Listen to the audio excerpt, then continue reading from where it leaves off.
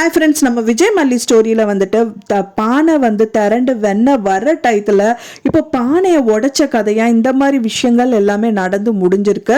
So இப்படியே விட்டுட்டு இருந்தால் வேற வழியே இல்லை. அவரும் நிறைய ட்ரை பண்ணிட்டாரு ஜாபுக்காக வேண்டி. அண்ட் தென் மல்லியும் நிறைய ஹெல்ப் பண்ணாங்க. இப்போ அன்னபூர்ணி அம்மாவும் சப்போர்ட்டிவாக பண்ணாங்க. கண்டிப்பாக இந்த வேலை கிடச்சிரும்னு எதிர்பார்த்தாங்க. கிடச்சும் ஆச்சு. ஆனாலும் ஃபைனலாக ஃபர்ஸ்ட் டே வந்து அந்த வேலைக்குன்னு போகும்போது இந்த மாதிரி விஷயங்கள், அதாவது இந்த வேலை உனக்கு இல்லை அப்படிங்கிற மாதிரி ராஜி இந்த மாதிரி பண்ணியிருக்காங்க. ஸோ இதிலிருந்து மீண்டு வரணும் அப்படின்னா வந்து கண்டிப்பா 3 வழிகள் இருக்கு அப்படின்னு சொல்லலாம். ஸோ அதை கைப்பற்றினா மட்டும்தான் இந்த நிலைமையிலிருந்து விஜய் மீண்டு வர முடியும் அப்படின்னு சொல்லலாம். ஏன்னா வியூவர்ஸ் பார்க்குறவங்க எல்லாருக்குமே வந்து கொஞ்சம் சலிப்பு கொடுக்குற மாதிரி தான் வந்து எபிசோட்ஸ் வந்து கொண்டு போயிட்டு இருக்காங்க. இப்போதான் கொஞ்சம் சந்தோஷப்பட்டாங்க, அடுத்த எபிசோட்லயே வந்துட்டு சோகமா அப்படிங்கிற மாதிரி தான் போயிட்டு இருக்கு. ஸோ இதுலேருந்து மீண்டு வரக்கு 3 விஷயம் எடுத்துக்கலாம். ஒன்று வந்து வித்யாமா கண்டிப்பாக வந்து தான் ஆகணும். வித்யாமா வந்துட்டாங்க அப்படின்னா இவர் வந்து பொய்யா அவருக்கு தெரியாம சைன் பண்ணி கொடுத்தது சொத்தை தான் வந்துட்டு அவங்க வந்துட்டு எடுத்துட்டு ராஜி இப்போ வாழ்ந்துட்டு இருக்காங்க. வாழ்ந்தது மட்டும் இல்லாம இவங்களையும் வாழ வைக்காம கஷ்டப்படுத்திட்டு இருக்காங்க. ஸோ அதுக்கு வந்து வித்யாமா வந்து ஏதாவது ஒரு கோர்ட்ல வந்து வாதாடினா நல்லா இருக்கும் அப்படின்னு எதிர்பார்க்கப்படுது.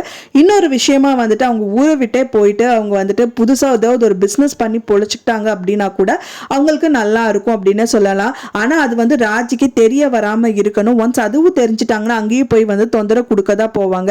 அண்ட் தென் அங்க வந்து செல்ஃப் எம்ப்ளாய்டாகவும் இருக்கலாம், சேலரிடாகவும் இருக்கலாம். ஆனால் வந்துட்டு இப்போ லோக்கலில் இருக்கிறதுனால அவங்க ஒரு மூவ் அவங்க வந்து ராஜ்யம் பார்த்துட்டே இருக்காங்க விஜயோடது அப்படின்னு சொல்லலாம். ஸோ அதனால வந்து அவங்க எந்த ஒரு ஸ்டெப்பை எடுத்து வச்சாலும் அதை ஸ்டாப் பண்ணுற மாதிரி இந்த விஷயங்கள் எல்லாமே பண்ணிகிட்டே இருக்காங்க. ஸோ இதுலேருந்து மீண்டு வர்றதுக்கு இந்த மாதிரி 3 விஷயங்கள் கையாடலாம். ஒன்று வித்யாமா, அண்ட் தென் வந்து செல்ஃப் பிஸ்னஸ் ஸ்டார்ட் பண்ணலாம்.